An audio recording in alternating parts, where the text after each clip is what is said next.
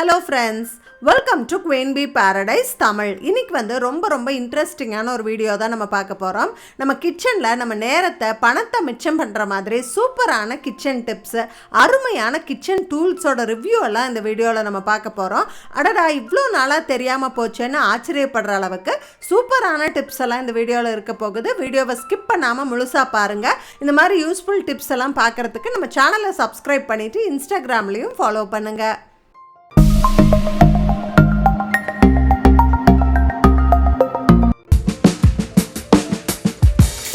இப்போ ரீசெண்ட் டைமில் ரொம்ப வைரலாக இருக்கக்கூடிய இந்த கிச்சன் டூலை தான் இப்போ நம்ம டெஸ்ட் பண்ணி பார்க்க போகிறோம்.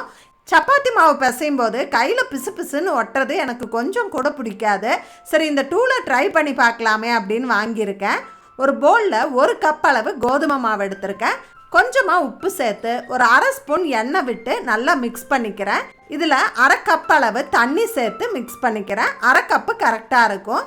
இந்த ஆட்டா நீடரை வச்சு மிக்ஸ் பண்ணும்போது ஒரு 30 செகண்டில் மாவெல்லாம் திரண்டு டக்குன்னு ரெடி ஆயிடுச்சு. எனக்கு ரொம்ப ஆச்சரியமாக இருந்தது. ஆக்சுவலாக இது ஒர்க் பண்ணாது அப்படின்னு எனக்கு கொஞ்சம் டவுட் இருந்தது. ஆனால் இது சூப்பராக சப்பாத்தி மாவு பிசைஞ்சிருச்சு. இதுக்கப்புறமா ஒரு 4-5 தடவை அழுத்தி பிசைஞ்சா போதும். ரொம்ப சாஃப்டான சப்பாத்தி மாவு ரெடி ஆயிடுச்சு. கையில் துளி கூட ஒட்டலை. உங்களுக்கு சப்பாத்தி மாவு பிசையும் போது பிசு பிசுன்னு கையில் ஒட்டுறது பிடிக்காது அப்படின்னா இந்த டூலை நீங்கள் கட்டாயம் ட்ரை பண்ணலாம். இதோட லிங்க் டிஸ்கிரிப்ஷன் பாக்ஸ்லேயும் பின்டு கமெண்ட்லேயும் கொடுத்துருக்கேன், செக் பண்ணி பாருங்கள். நம்ம வீட்டில் இந்த கேஸ் லைட்டர் கொஞ்சம் அடிக்கடி மக்கார் பண்ணும். காலையில் நேரம் அவசரத்தில் சமைக்கும் போது சில சமயம் இந்த ஸ்டவ் பற்ற வைக்கவே முடியாது, நம்மளுக்கு கடுப்பாகும்.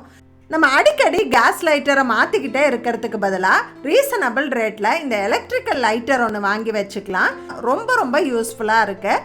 இது ஸ்டவ் பற்ற வைக்கிறதுக்கு மட்டும் இல்லை, இதுக்கு நிறைய யூசஸ் இருக்குது. நம்ம ஒவ்வொன்றா பார்க்கலாம். சேஃப்டிக்காக ஒரு ஆன் ஆஃப் பட்டன் கொடுத்துருக்காங்க.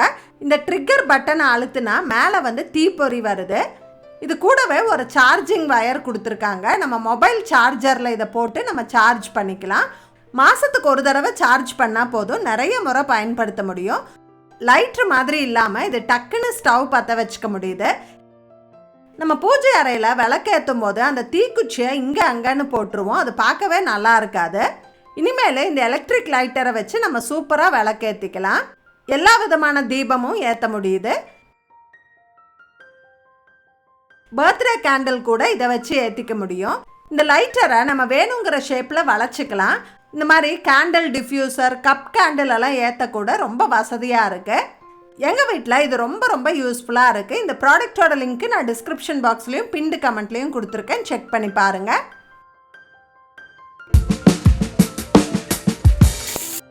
உங்கள் வீட்டு குட்டீஸ் காய்கறிகளே சாப்பிட்றதில்லன்னு வருத்தப்படுறீங்களா? இந்த மாதிரி நிறைய வெஜிடபிள்ஸ் போட்டு வீட்டிலையே ஹெல்த்தியாக மோமோஸ் பண்ணி கொடுங்க. இதை ஸ்நாக்ஸ் பாக்ஸுக்கும் எடுத்துகிட்டு போகலாம், ஈவினிங் ஸ்நாக்ஸுக்கும் நல்லாயிருக்கும். இதுக்கு ஒரு சாப்பரில் 1/4 கிலோ அளவு முட்டைக்கோஸ் எடுத்திருக்கேன். கூடவே 1 கேரட் 1 கேப்சிகம் போட்டு நல்லா ஃபைனாக சாப் பண்ணி எடுத்துக்கலாம். இந்த அளவு சாப் பண்ணி எடுத்துக்கணும். ஒரு பேனில் எண்ணெய் விட்டு பொடியாக நறுக்கின வெங்காயம், கொஞ்சம் உப்பு சேர்த்து வதக்கிக்கலாம். இது கூட கொஞ்சமாக இஞ்சி பூண்டு பேஸ்ட்டு, நம்ம சாப் பண்ணி வச்சுருக்க வெஜிடபிள்ஸ் எல்லாம் போட்டு வதக்கிக்கலாம். இது ஃபுல்லாக வதங்கணும்னு அவசியம் இல்லை, லைட்டாக வதங்கினா போதும். இதை மறுபடியும் நம்ம ஸ்டீம் பண்ணுவோம். காரத்துக்கு கொஞ்சம் பெப்பர் பொடி, டேஸ்ட்டுக்கு கொஞ்சம் சோயா சாஸ் போட்டு வதக்கிக்கலாம். மோமோஸ் மைதா மாவுலையும் பண்ணலாம், கோதுமை மாவுலையும் பண்ணலாம். மைதா மாவில் பண்ணால் கடையில் வாங்குகிற அதே டேஸ்ட் கிடைக்கும். பூரி திரட்டுற மாதிரி திரட்டிட்டு உள்ளே கொஞ்சம் ஃபில்லிங் வச்சு கொழுக்கட்டை க்ளோஸ் பண்ணுற மாதிரி க்ளோஸ் பண்ணால் போதும், மோமோ ஷேப் வந்துடும். இதை கோதுமை மாவில் பண்ணணும்னு நினச்சிங்கன்னா பூரிக்கு மாவு பிசைகிற மாதிரி பிசைஞ்சிட்டு ரொம்ப சன்னமாக திரட்டணும். திக்காக திரட்டினீங்க அப்படின்னா கோதுமை மாவோட பச்சை வாசனை வரும். அதே மாதிரி ஃபில்லிங் வச்சு க்ளோஸ் பண்ணிக்கலாம். இந்த மோமோஸ் எல்லாம் ஸ்டீம் பண்ணுறதுக்கு நான் இண்டஸ் வேலியோட மல்டி கடாய் தான் யூஸ் பண்ண போகிறேன். 6 விதமான அட்டாச்மெண்ட்டோட சூப்பரான குவாலிட்டியில் வருது. நிறைய விதமான டிஷ்ஷஸை இந்த ஒரே பாத்திரத்தில் நம்ம சமைச்சிக்க முடியும். நல்ல பெருசாக அகலமான கடாய் வருது. இதில் வெரைட்டி ரைஸு, கிரேவி எல்லாம் பண்ணிக்கலாம்.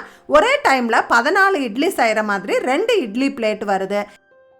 இது போக 2 ஸ்டீமர் பிளேட் வருது. காய்கறி கார்ன் மாதிரி ஐட்டங்கள் எல்லாம் ஸ்டீம் பண்ணிக்கலாம். இதில் இடியாப்பம், கொழுக்கட்டை, மோமோஸ் இந்த மாதிரி எது வேணாலும் நம்ம ஸ்டீம் பண்ணிக்கலாம். இது போக ஒரு ஸ்பெஷலான ஸ்டீமர் பிளேட் வருது.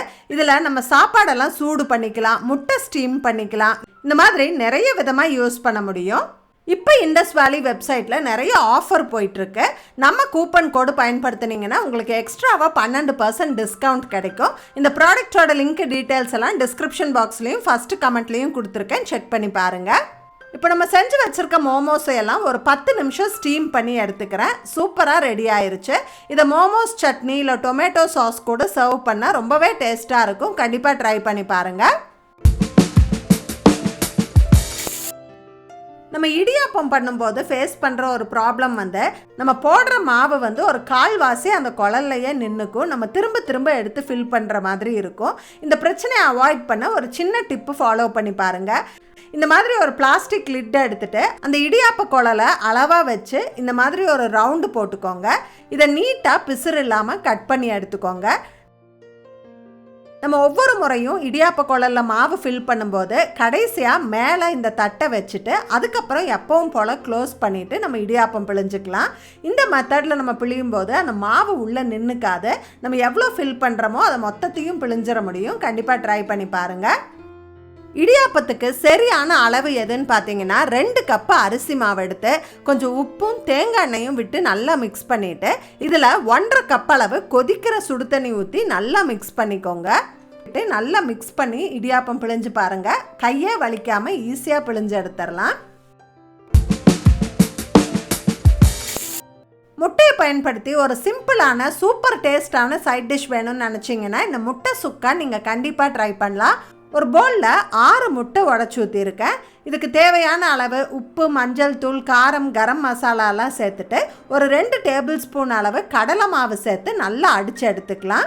இதை ஒரு எண்ணெய் தடவன பவுலில் ஊற்றிட்டு ஒரு 10 நிமிஷம் ஸ்டீம் பண்ணி எடுத்துக்கலாம். இப்படி குத்தி பார்க்கும்போது ஒட்டாமல் வரணும். அப்போ ரெடி ஆயிடுச்சுன்னு அர்த்தம். இது ஆறுனதுக்கப்புறமா வெளியில் எடுத்தால் இப்படி கேக் மாதிரி வந்துடும். இதை இந்த மாதிரி க்யூபாக கட் பண்ணி வச்சுக்கலாம். ஒரு பேனில் ஒரு பேசிக்கான கிரேவி ரெடி பண்ணிக்கோங்க. ஒரு பேனில் எண்ணெய் விட்டு சீரகம், வெங்காயம், இஞ்சி பூண்டு, தக்காளி, உப்பு, காரம், கரம் மசாலா, கொத்தமல்லி தலையெல்லாம் போட்டு ஒரு பேசிக்கான கிரேவி ரெடி பண்ணி நம்ம ரெடி பண்ணி வச்சுருக்க எக் பீசஸ் அதில் போட்டு நல்லா பரட்டி எடுத்தீங்க அப்படின்னா சூப்பரான முட்டை சுக்கா ரெடி ஆயிரும். இது ரைஸு, சாம்பார், ரசம், வெரைட்டி ரைஸ், சப்பாத்தி இந்த மாதிரி எது கூட சர்வ் பண்ணாலுமே ரொம்ப ரொம்ப டேஸ்ட்டாக இருக்கும். கண்டிப்பாக ட்ரை பண்ணி பாருங்கள். நான் முட்டை சுக்கா பண்ண இந்த ட்ரை ப்ளை பேன் வந்து இண்டஸ் வேலியில் அவைலபிளாக இருக்குது. 3 லேயர் போட்டு ட்ரை ப்ளையாக நல்லா ஹெவி பாட்டமாக பண்ணியிருக்காங்க. சீக்கிரத்தில் அடி பிடிக்கிறதில்ல. குவாலிட்டி ரொம்பவே நல்லா இருக்குது. நீங்கள் ட்ரை ப்ளை பேன் வாங்கணும்னு பார்த்துட்ருக்கீங்க அப்படின்னா இப்போ இண்டஸ் வேலியில் நிறைய ஆஃபர் போயிட்டுருக்கு. நம்ம கூப்பன் கோடு பயன்படுத்தினீங்கன்னா எக்ஸ்ட்ராவாக 12% டிஸ்கவுண்ட் கிடைக்கும். டீட்டெயில்ஸ் எல்லாமே டிஸ்கிரிப்ஷன் பாக்ஸ்லேயும் பின்டு கமெண்ட்லேயும் கொடுத்துருக்கேன், செக் பண்ணி பாருங்கள். இந்த டிப்பு டயட் கான்ஷியஸாக இருக்கிறவங்களுக்கு ரொம்ப ரொம்ப யூஸ்ஃபுல்லாக இருக்கும். இந்த அப்பளம், வடகம் இதெல்லாம் எண்ணெயில் பொரித்து சாப்பிடும்போது கேலரிஸ் ரொம்பவே அதிகமாக இருக்கும். உங்கள் வீட்டில் மைக்ரோவேவ் இருந்தால் இதையெல்லாம் ஒரு சொட்டு எண்ணெய் கூட பயன்படுத்தாமல் நம்ம பொரிச்சிக்க முடியும். அது எப்படின்னு பார்க்கலாம். ஒரு செராமிக் பிளேட்டோ இல்லை கிளாஸ் பிளேட்டோ எடுத்துகிட்டு நம்ம வடகமெல்லாம் இந்த மாதிரி ஸ்ப்ரெட் பண்ணி விட்டுட்டு மைக்ரோவேவ் ஹை மோடில் ஒரே 1 நிமிஷம் வச்சு எடுத்தால் போதும். இந்த மாதிரி சூப்பராக பொரிஞ்சிரும். டேஸ்ட் வந்து எண்ணெயில் பொரிச்ச மாதிரியே இருக்குமா அப்படின்னு கேட்டிங்கன்னா இல்லை, டேஸ்ட் கொஞ்சம் கம்மியாக இருக்கும். ஒருவேளை உங்களுக்கு எண்ணெயில் பொரிச்ச அதே டேஸ்ட் வேணும்னு நினச்சிங்கன்னா இது மேலே லைட்டாக ஆயில் ஸ்ப்ரெட் பண்ணி விட்டுட்டு அதுக்கப்புறமா நீங்கள் ஓவனில் வச்சு எடுங்க. ஃபஸ்ட்டு 30 செகண்ட் வச்சு பாருங்கள். அதுக்கப்புறமா கொஞ்சம் கலந்து விட்டுட்டு மறுபடியும் 30 செகண்ட் வச்சு எடுத்துக்கலாம். இதே போல் அப்பளமும் பொரிக்க முடியும். ஒரு சொட்டு எண்ணெய் கூட இல்லாமல் பொரிக்கணும் அப்படின்னா அந்த மைக்ரோவேவ் பிளேட் மேலே அப்படியே அந்த அப்பளத்தை வச்சுட்டு 1 மினிட் வச்சு எடுத்திங்கன்னா போதும். இந்த மாதிரி சூப்பராக பொரிஞ்சிரும். அதே போல் ஆயிலில் பொரிச்ச டேஸ்ட் வேணும் அப்படின்னா கொஞ்சமாக ஆயில் ஸ்ப்ரெட் பண்ணி விட்டுட்டு இந்த மாதிரி மைக்ரோவேவ் ஹையில் 1 மினிட் வச்சுருங்க.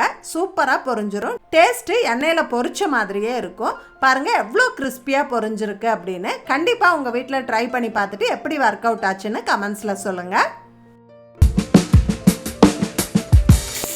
இதே போல் உருளைக்கிழங்கும் நம்ம மைக்ரோவேவில் ரொம்ப குவிக்காக வேக வைக்க முடியும். உருளைக்கிழங்கை நல்லா வாஷ் பண்ணி எடுத்துகிட்டு இந்த மாதிரி ஒரு ஃபோர்க்கு வச்சு ஹோல்ஸ் போட்டு விட்டுறலாம். அங்கங்கே கொஞ்சம் ஹோல்ஸ் போட்டு விட்டுட்டு இதையெல்லாம் ஒரு கிளாஸ் பவுல்லையோ இல்லை செராமிக் பவுல்லையோ வச்சு ஒரு 1/4 கப்பு மட்டும் தண்ணி விட்டுறலாம். இதை மைக்ரோவேவில் வச்சு ஹை மோடில் ஒரு 5லேருந்து 6 நிமிஷம் வேக வச்சா போதும். உருளைக்கிழங்கு சூப்பராக வெந்துடும். பாருங்கள் எவ்வளோ சாஃப்டாக வெந்திருக்கு பாருங்கள். அந்த ஹோல்ஸ் போட்டு விடுறதால ஈவனாக குக் ஆகும். இதை தோலோடவும் யூஸ் பண்ணலாம், இல்லை கொஞ்சம் ஆற விட்டு தோல் உரிச்சிட்டு நம்ம யூஸ் பண்ணிக்கலாம். நான் இந்த வீடியோவில் ஷேர் பண்ண டிப்ஸ் எல்லாம் உங்களுக்கு ரொம்ப யூஸ்ஃபுல்லாக இருந்திருக்குன்னு நினைக்கிறேன். கண்டிப்பாக உங்கள் வீட்டில் நீங்கள் ட்ரை பண்ணி பார்ப்பீங்கன்னு நினைக்கிறேன். எந்த டிப்பு உங்களுக்கு ரொம்ப யூஸ்ஃபுல்லாக இருந்தது அப்படின்னு மறக்காமல் கமெண்ட்ஸில் சொல்லுங்கள். இந்த வீடியோவை உங்கள் ஃப்ரெண்ட்ஸ் அண்ட் ஃபேமிலி கூட ஷேர் பண்ணிக்கோங்க. மறக்காமல் நம்ம குயின் பீ பேரடைஸ் தமிழ் சேனலை சப்ஸ்கிரைப் பண்ணிடுங்க. தேங்க்ஸ் ஃபார் வாட்சிங். Bye bye.